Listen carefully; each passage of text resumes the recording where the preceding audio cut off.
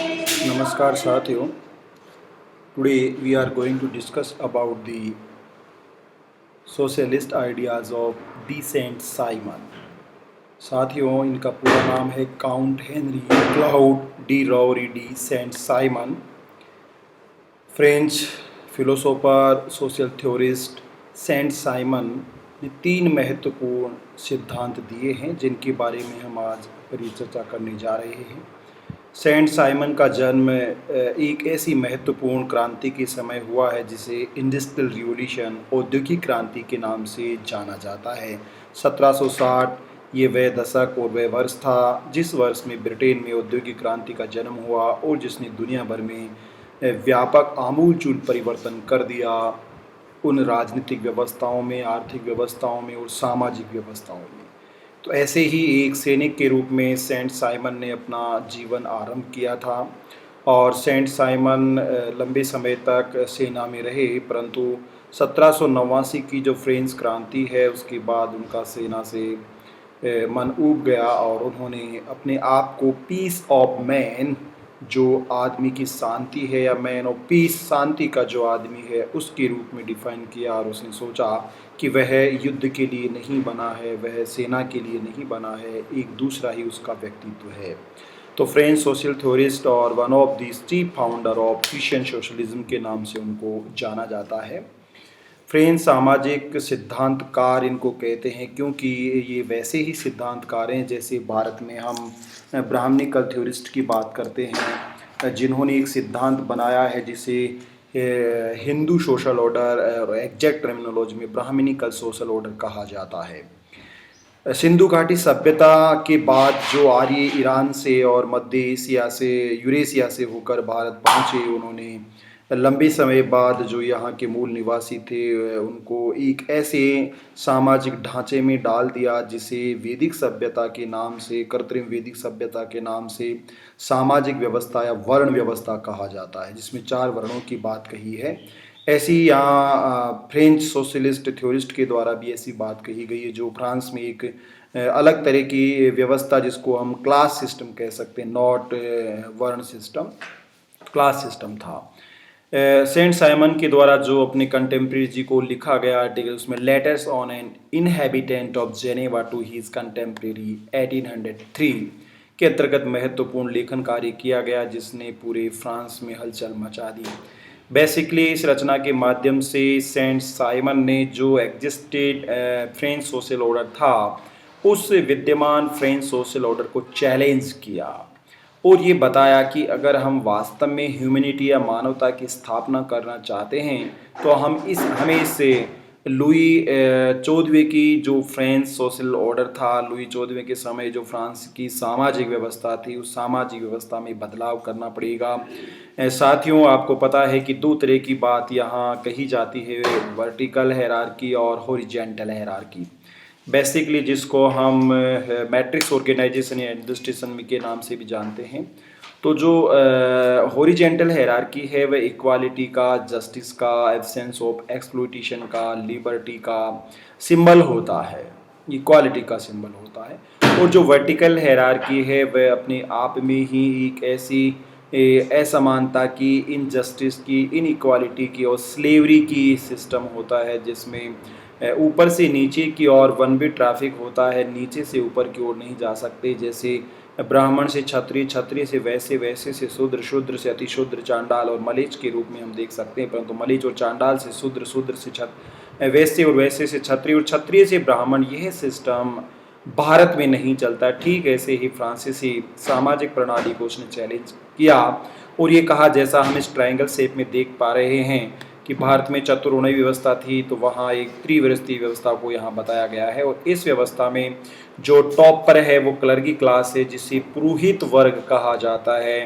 France की church में या क्रिश्चियनिटी में जो चर्च होते हैं, उन चर्च में जो पॉप होता है, पादरी होते हैं, नन होते हैं, वो यहाँ क्लर्गी और पुरोहित क्लास के रूप में देखे गए हैं। जैसे ब्राह्मण धर्म में पुजारी होते हैं, ऐसे ही इस्लाम धर्म में मौलवी और मुल्ला होते हैं, ऐसे ही जो विशेष रूप से सिख धर्म और जैन धर्म और बौद्ध धर्म को छोड़ दिया जाए तो एक क्लर्गी सिस्टम हमें अलग अलग नॉमेनक्लेचर से सभी रिलीजियस सोसाइटी में देखने को मिलता है। ऐसा ही सेंट साइमन ने महसूस किया और सेंट साइमन ने यह निर्णय किया कि इसको हॉरिजॉन्टल पैमाने पर लाया जाए, क्योंकि यदि हम बात करेंगे कलर की क्लास की, मेंटल लेबर और फिजिकल लेबर क्लास की बात उसने कही है।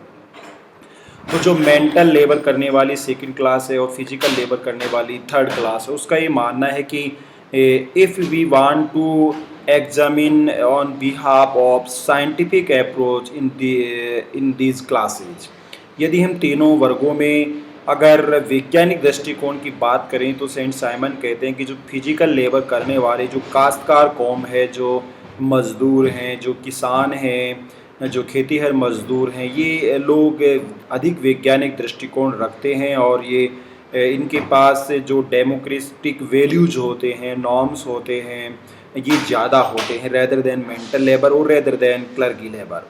तो वो इस बात में विश्वास करते हैं कि लोकतंत्र, शांति, व्यवस्था और फ्रेटर्निटी या ब्रदरहुड की जो भावना उसमें पाई जाती है वो प्रकृति के साथ विद द नेचर डेवलपमेंट में बिलीव करते हैं। परंतु जो मेंटल लेबर करने वाले हैं उनमें जो साइंटिफिक अप्रोच और टेम्परामेंट होता है उनका कम पाया जाता है। कि जैसे हम देख सकते हैं कि यहाँ भारत की तमाम तरह की जो एकेडमिक इंस्टीट्यूशंस हैं या साइंटिफिक ऑर्गेनाइजेशन हैं या इसरो वगैरह जैसे हैं, तो हम देखते हैं कि इतना विज्ञान पढ़ने के बावजूद भी जो वैज्ञानिक हैं, जो सैटेलाइट उनको छोड़ना है, उस सैटेलाइट से पहले वो नारियल तोड़कर ईश्वर को प्रार्थना करते हैं। और ये जिसका नारियल का और सैटेलाइट का कोई रिलेशन नहीं है किसी कीमत पर, अगर नारियल फोड़कर ही सैटेलाइट भेजना था तो सबसे पहले हमें नारियल ही तोड़ लेने चाहिए ताकि हम सैटेलाइट और आर्यभट्ट तमाम तरह की जो अंतरिक्ष में विज्ञान की प्रौद्योगिकी और तकनीक की उन्नति है उसकी आवश्यकता ही नहीं है। परंतु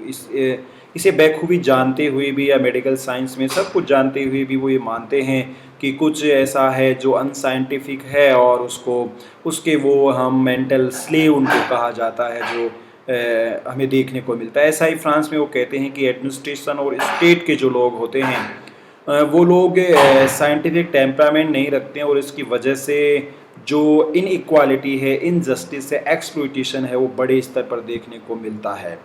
और तीसरे नंबर पर जिसको क्लर्की क्लास कहा जाता है, पुरोहित वर्ग कहा जाता है, वह पूरी की तरह अनसाइंटिफिक अप्रोच में बिलीव करता है। वह अपने व्यवसाय में, अपने कार्य में पूरी तरह से बेईमानी करते हैं, अन्याय करते हैं, शोषण करते हैं और उसके बाद वो चर्च में जाकर पादरी के सामने ट्रुथ एक्सप्लेन करते हैं। परंतु इसका कोई फ़ायदा नहीं है कि आप चर्च में जाकर जो अपना अपराध है या जो पाप किया है आपने उसके प्रति क्षमा या सांत्वना या प्रायश्चित इसको कहा जाता है, लेकिन ये जो अन्याय किया है उस अन्याय का ये समाधान नहीं है कि आप ट्रुथ पे जाके वहाँ बात करें। उसको स्वीकार करना एक अलग मुद्दा है। स्पिरिचुअल मटेरियलिज्म के रूप में, स्पिरिचुअल आइडियोलॉजी के रूप में हो सकता है कि वो आप अपराध करने से पहले ईश्वर या बिना बहुत सारा अपराध करके आप ईश्वर के नाम से लोगों को भोजन करा देते हैं या दान दे देते हैं, परंतु वह कभी भी एबोलिशन ऑफ द क्रिमिनल नहीं है। जो एक्सप्लॉइटेशन वो नहीं कहा जा सकता, वो अपनी एक आत्मसंतुष्टि के लिए ऐसा किया जाता है। तो इसलिए फ्रेंच सोशल ऑर्डर को वो एक पैमाने पर लाना चाहते हैं और जिसको हॉरिजॉन्टल पैमाना कहा जाता है, जिसके नंबर 1 पर यहाँ आप ब्लैक कलर की क्लास रख सकते हो, 2 नंबर पर ये मेंटल लेबर होगा और 3 नंबर पर फिजिकल लेबर होगा। तो एक रेखा के रूप में, लाइन के रूप में इक्वालिटी पर आपको डिजाइन करना होगा और उसके साथ साइंटिफिक अप्रोच को भी आपको रखना होगा। तो ऐसा बेसिक सोशल आइडिया था सेंट साइमन का। दूसरा, इनके विचारों की अगर बात करें तो वो कहते हैं कि मैं जो हमारे पॉलिटिशियन हैं उनका स्थान मैथमेटिशियन को, साइंटिस्ट को ले लेना चाहिए। जो राज्य है, जिस राज्य को चला रहे हैं, तो वो वैज्ञानिक दृष्टिकोण रखते हैं। उसका समाधान ये है कि जितने हमारे पॉलिटिशियन हैं दे शुड बिकम साइंटिस्ट, उनको वैज्ञानिक बनना चाहिए और जो साइंटिस्ट होते हैं वही पॉलिटिशियन हो, तब जाकर हम साइंटिफिक अप्रोच को मेंटल लेबर और एडमिनिस्ट्रेशन में इनहेरेंट कर सकते हैं। उनका मानना है कि अगर ग्रुप की बात करें तो 6 तरह के हम ग्रुप देख सकते हैं जो साइंटिफिक टेम्परामेंट को आगे बढ़ाते हैं और वो निसंदेह हॉरिजॉन्टल जो सोशल ऑर्डर है उसके समर्थक भी हैं। नंबर 1 पर 3 मैथमेटिशियंस को आप ले सकते हैं। 3 गणितज्ञों का एक समूह है। डे टू डे की लाइफ में हमारी जो मैथ है, जो गणित है, पैसा है, समय है जो भी कुछ आप देखते हैं मैथ के बिना कुछ भी नहीं, we can not imagine without maths और डिजिट। इंटरनेशनल सिनेरियो जैसा आप डे टू डे लाइफ में देखेंगे तो गणित के बिना आप खुद ही कुछ नहीं हो। आपकी उम्र क्या है, आयु क्या है, पैसा कितना है, कब जाना है, समय क्या है, कहाँ जाना है, तमाम तरह के हों मैथमेटिकल कैलकुलेशन है। फिर वो कहते हैं कि 3 फिजिशियंस का ग्रुप हम देखते हैं जो भौतिक शास्त्री, उनका मानना है कि राजनीति शास्त्र की तुलना भौतिक शास्त्र के साथ होनी चाहिए, न कि समाज शास्त्र और अर्थशास्त्र के साथ। जैसे फिजिक्स में होता है वैसे ही उसी पैमाने पर हमें राजनीति शास्त्र को भी आगे बढ़ाना चाहिए। इसका मतलब ये नहीं है कि राजनीति शास्त्र को भौतिक शास्त्र बना दिया जाए, परंतु राजनीति शास्त्र में जो भौतिक शास्त्र की तरह साइंटिफिक अप्रोच होती है उस वैज्ञानिक दृष्टिकोण को शामिल किया जाए कि जैसे एबोलिशन ऑफ पॉवर्टी की बात कही गई, गरीबी को हटा दिया जाएगा। तो गरीबी को हटाने का यह है साइंटिफिक अप्रोच नहीं है कि आप पब्लिक डिस्ट्रीब्यूशन सिस्टम के माध्यम से गेहूं बांटो, राशन बांटो, चावल बांटो, मोटे अनाज बांटो। आप किसानों की जो किसान सम्मान निधि योजना के तहत भारतीय पैसा दिया जा रहा है वो किसानों की गरीबी दूर करने का तरीका नहीं है, वो रेवड़ी कल्चर ही है और आप उन्हें बर्बाद करना चाह रहे हो सम्मान के नाम पर। एक्चुअली अगर आपको किसानों का उत्थान चाहिए तो वो जो अनाज उत्पादन करते हैं, जो दूध उत्पादन करते हैं, जो चमड़ा और तमाम तरह के जो भी वो प्रोडक्शन करते हैं, उस प्रोडक्शन की साइंटिफिक प्राइस होनी चाहिए। जो मंडी व्यवस्था है उस मंडी व्यवस्था में जो सरकारी कार्मिक और निजी कार्मिक है वो हाथों से उठाकर ये तय नहीं कर सकता कि सरसों में इतना तेल होगा या फूटी हुई है, टूटी हुई है, मूंगफली में इतना तेल होगा। आप वैज्ञानिक अप्रोच अपनाइए, आप 1 किलो वो दाने लीजिए, उनका मशीन से तेल निकालिए और उसके बाद आप प्राइस तय कीजिए। आप कोई जादू या भगवान की तरह मत कीजिए जो ब्राह्मणिकल सोशल ऑर्डर में है कि वो हाथ में उठाकर ही बता देता है कि मूंगफली में कितना तेल होगा। ये अनसाइंटिफिक अप्रोच है, ऐसा वो कहना चाह रहे हैं, क्योंकि राज्य इसको डिसाइड करता है।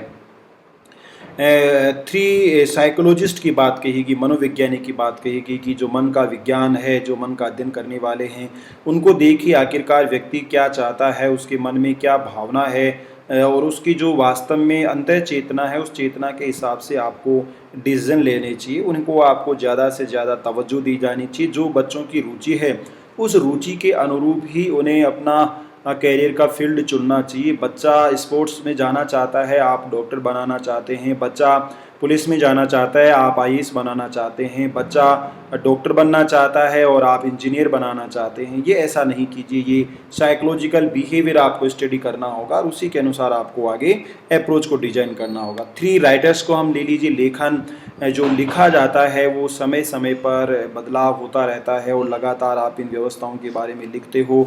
तो लेखन का जो हिस्ट्री है, या जैसा Saint Simon states that history also a science, जो इतिहास अपने आप में विज्ञान है। इतिहास के आधार पर हम जो इतिहास में गलतियां हुई हैं, मिस्टेक्स हुई हैं, उनमें रिफॉर्म कर सकते हैं और नई हिस्ट्री क्रिएट कर सकते हैं। लेकिन वो फैक्चुअल इन्फॉर्मेशन और साइंटिफिक टेम्परामेंट के आधार पर होना चाहिए। केवल अपने बारे में लिखना ऐतिहासिक निर्णय सही नहीं होगा।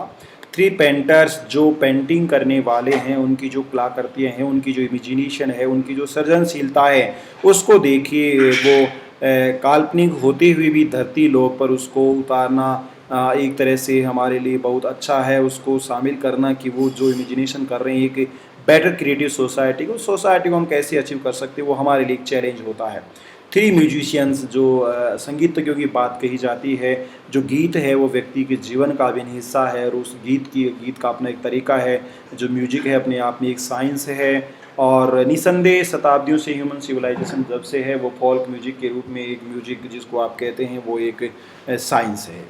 3 अप्रोच के माध्यम से हम सेंट साइमन के आइडिया को डिफाइन कर सकते हैं। Number 1 is social philosophy of Saint Simon. Simon का जो सामाजिक दर्शन है वो समानता पर आधारित है, इक्वालिटी पर आधारित है, जो फ्रेटर्निटी पर आधारित है, ब्रदरहुड पर आधारित है, जस्टिस पर आधारित है, लिबर्टी और फ्रीडम पर आधारित है। इन तीनों ही जो व्यवस्थाओं, क्लर्की क्लास की बात कहेगी, मेंटल लेबर की बात कहेगी, फिजिकल लेबर की, इन सबको एक पैमाने पर स्थापित किया जाए, ये सोशल फिलोसॉफी। समाज में किसी भी प्रकार की, इसका मतलब ये नहीं है कि वो ये चाहते थे कि सब इकोनॉमिक रूप से बराबर हो, सब लोगों के पास बराबर संपत्ति, ऐसा नहीं है। वो बिहेवियर और जो साइंटिफिक अप्रोच है उस रूप में सभी सामाजिक प्राणी हैं और यह हमें सामाजिक दर्शन के रूप में देखना होगा। साइंस ऑफ ह्यूमन लाइफ, मानवीय जीवन के विज्ञान की बात कहिए कि हम जो सुबह से लेकर शाम तक जो ह्यूमन लाइफ है, उस जीवन में हम जो काम करते हैं, उस काम में हमें ज़्यादा से ज़्यादा साइंस को ध्यान में रखना चाहिए। विज्ञान इसका मतलब ये नहीं है कि मोबाइल और टेक्नोलॉजी की वो बात कर रहे हैं। साइंस का मतलब है कि जो सोचने का तरीका है उसमें रैशनलिटी होनी चाहिए, तार्किकता होनी चाहिए। हम जो इकोनॉमिक रैशनलिटी की बात करते हैं कि एक पैसा हमें इस बात से ध्यान में खर्च करना चाहिए कि वो उसकी यूटिलिटी क्या है। जैसे महिला बाजार में जाती है तो साड़ी के लिए रैशनलिटी का यूज करती है, परंतु अगर किसी व्रत और त्योहार पर कुछ खरीदना हो, फ्रूट खरीदने हो, मिठाइयाँ खरीदने हो, तो वो रैशनलिटी का यूज नहीं करती कि दीपावली है या होली है या रक्षाबंधन है, उसी दिन आपको परचेज करना है। तो सेम जो थिंग है वो मोर देन हायर प्राइस में आपको मिलेगी और ज़्यादा पैसे लगेंगे। इट इज़ नॉट रैशनलिटी और साइंस इसको। तो डे टू डे की ह्यूमन लाइफ में हमें साइंस का प्रयोग करना चाहिए, रैशनलिटी का प्रयोग करना चाहिए, ताकि मानवीय सभ्यता दिनों दिन आगे की ओर बढ़ सके और अच्छी सोसाइटी को क्रिएट किया जा सके। They are the founder father of the new Christianity और न्यू क्रिश्चियन अप्रोच। वो they have believe in the Christianity but believe in new Christianity. What is the new in Christianity? जो ईसाईयतवाद है उसमें नया क्या है? नए का मतलब है कि जब हम ईश्वर में विश्वास करते हैं तो हमें ये ध्यान में रखना होगा कि ईश्वर क्या कहता है। ईश्वर ये कहता है, गॉड डिक्लेयर्स दैट, ईश्वर ने ये उद्घोषणा की है, ऑल मैन शैल वर्क, सभी लोगों को कार्य करना चाहिए। इट मीन्स हम कहते हैं ना कई बार, वर्क इज वर्शिप, कार्य ही पूजा है। तो जो पूजा है, आराधना है, वो मंदिरों में, मस्जिदों में, गुरुद्वारे में, चर्चों में नहीं होनी चाहिए। जो पूजा है वो कार्य की होनी चाहिए। लोग बड़े ही वो बनकर अपने आप को ईमानदारी के रूप में और भक्ति भाव के रूप में दिखाते हैं, लेकिन उससे या मूर्ति पूजा करने से या जिसको हम कहते हैं कि माल्यार्पण करने से या जयंती मनाने से, जैसे कल बाबा साहब के अम्बेडकर की जयंती थी, इससे कुछ नहीं होने वाला। आपको काम करना होगा। अगर आपको वास्तव में बी आर अम्बेडकर को में बिलीव करते हैं तो Ambedkar declares that all man shall work, सभी लोगों को काम करना चाहिए, काम में विश्वास रखना चाहिए। Work is essential requirement of human society. तो कार्य करना ये ईश्वर ने कहा है, इस बात में हम सबको विश्वास रखना चाहिए। तो ये थे सेंट साइमन, जिनको हम क्रिश्चियन सोशलिज्म का फाउंडर फादर कह सकते हैं। Thank you so much.